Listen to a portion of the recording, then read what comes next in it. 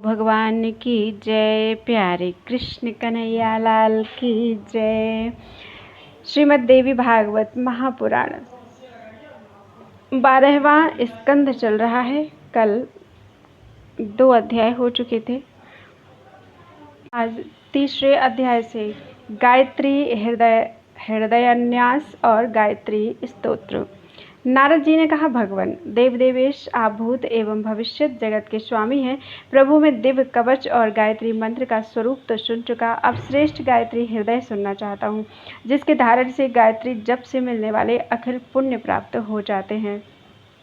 भगवान नारायण कहते हैं, नारद, गायत्री देवी के हृदय का प्रसंग अथर्ववेद में स्पष्ट रूप से वर्णित है।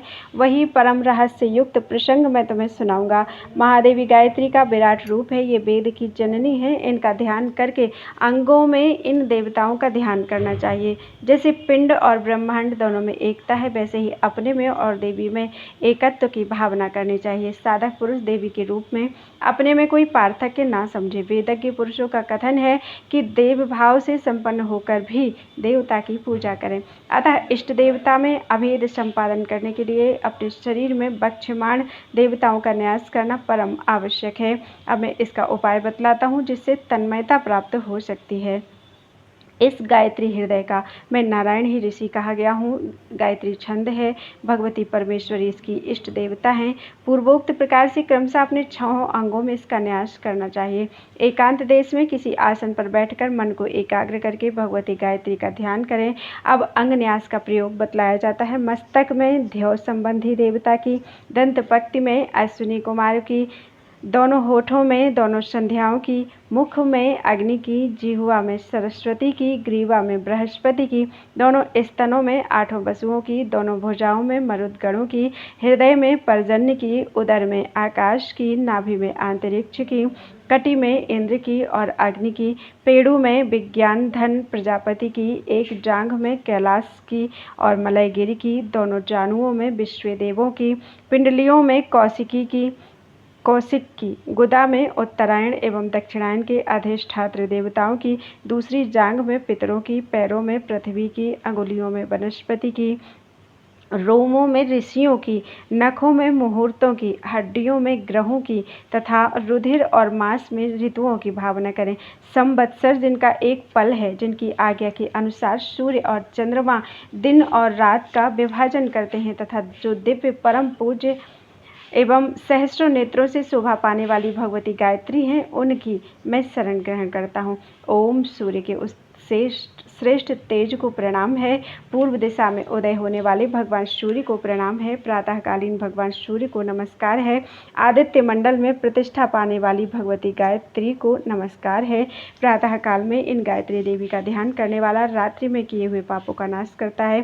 सायंकाल में ध्यान करने वाला दिन के पापों का नाश करता है और दोनों समय ध्यान करने वाला निष्पाप हो जाता है। वह संपूर्ण तीर्थों में स्नान तथा अखिल देवताओं से परिचित हो जाता है। गायत्री के जाप की महिमा से पुरुष अवाच्य भाषण से, अभक्ष्य भक्षण से, अभोज्य भोजन से, अचोष्य चोषण से, असाध्य साधन से, सहस्रों दुष्प्रतिग्रहों से, सब प्रकार के प्रतिग्रहों से, पंक्ति दूषण से तथा असत्य वचन से भी कभी अपवित्र नहीं हो सकता। अब्रह्मचारी में भी ब्रह्मचारी के गुण आ जाते हैं। इस गायत्री हृदय का अध्ययन करने से 1000 यज्ञों का फल मिलता है। 60 लाख गायत्री के जप से जितना फल मिलता है, उतना ही फल का देने वाला यह गायत्री हृदय है। गायत्री के अनुष्ठान में 8 ब्राह्मणों का सम्यक प्रकार से वर्ण करना चाहिए। ऐसा करने से श्रद्धा सिद्धि प्राप्त होती है। जो ब्राह्मण प्रतिदिन प्रातःकाल पवित्र होकर इस गायत्री का अध्ययन करता है, उसके संपूर्ण पाप भस्म हो जाते हैं। ब्रह्मलोक में उसकी प्रतिष्ठा होती है। यह भगवान नारायण की अमर वाणी है। नारद जी ने कहा, भक्तों पर अनुग्रह करने वाले सर्वज्ञानी प्रभु, आपने गायत्री के पापनाशक हृदय का वर्णन किया। अब गायत्री स्तुति सुनाने की कृपा कीजिए। भगवान नारायण कहते हैं, आदिशक्ति, तुम जगत की माता, भक्तों पर कृपा करने वाली, सर्वत्र व्याप्त तथा श्री संपन्ना हो, तुम्हें नमस्कार है। तुम ही संध्या, गायत्री, सरस्वती, ब्राह्मी, वैष्णवी और रौद्री हो।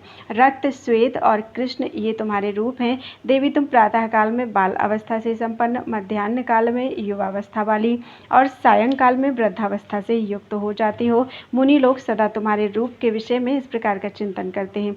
तुम्हारे प्रातःकाल के वाहन हंस पुरुष, मध्याह्न काल के गरुण और सायंकाल के वृषभ हैं। तुम ऋग्वेद का अध्ययन करती हो। ऐसी मुद्रा में तपस्वी गण भूमंडल पर तुम्हारी झांकी प्राप्त करते हैं। तुम अंतरिक्ष में विराजमान हो, यजुर्वेद का पाठ करती हो। भूमंडल पर सर्वत्र भ्रमण करते हुए तुम्हारे मुख से सामवेद का भी उच्चारण होता है। विष्णुलोक में निवास करने वाली तुम देवी का रुद्रलोक में भी पधारना होता है। देवताओं पर अनुग्रह करने के लिए तुम ही ब्रह्मलोक में विराजती हो। तुम सप्तऋषियों को प्रसन्न करने वाली, अनेक प्रकार के वर देने में कुशल महामाया हो। शिव शक्ति के हाथ, नेत्र, अश्रु और श्वेत से प्रकट हुई हो। 10 प्रकार की दुर्गा भी तुम ही हो। तुम्हें आनंद जननी कहते हैं। इन 10 दुर्गाओं के नाम इस प्रकार हैं: वरेण्या, वरदा, वरिष्ठा, वरवर्णनी, गरिष्ठा, वराहा, वरारोहा, नीलगंगा, संध्या और भोग मोक्षदा। देवी तुम मर्त्यलोक में भगवती भागीरथी, पाताल में भोगवती और स्वर्ग में त्रिलोक वाहिनी मंदाकिनी का रूप धारण करके तीनों लोकों में निवास करती हो। तुम ही भूलोक में शोक का नियंत्रण करने वाली धरित्री रूप से विराजमान हो। तुम भुवरलोक में वायु शक्ति, स्वरलोक में तेजः पुंज, महारलोक में महासिद्धि, जनलोक में जना, तपलोक में तपस्विनी, सत्यलोक में सत्यवाक, विष्णुलोक में कमला, ब्रह्मलोक में गायत्री और रुद्रलोक में भगवान शंकर के अर्धांग में निवास करने वाली भगवती गौरी के नाम से प्रसिद्ध हो। अहम और महत्तत्व की प्रकृति रूप से तुम ही गाई जाती हो। तुम साम्य अवस्था में विराजमान रहती हो। सबल ब्रह्म तुम्हारा स्वरूप है, अतएव उन्हें पराशक्ति और परमात्मा कहा जाता है। इच्छा शक्ति, क्रिया शक्ति और ज्ञान शक्ति, ये तीनों शक्तियाँ तुम्हारी ही कृपा से प्राप्त होती हैं।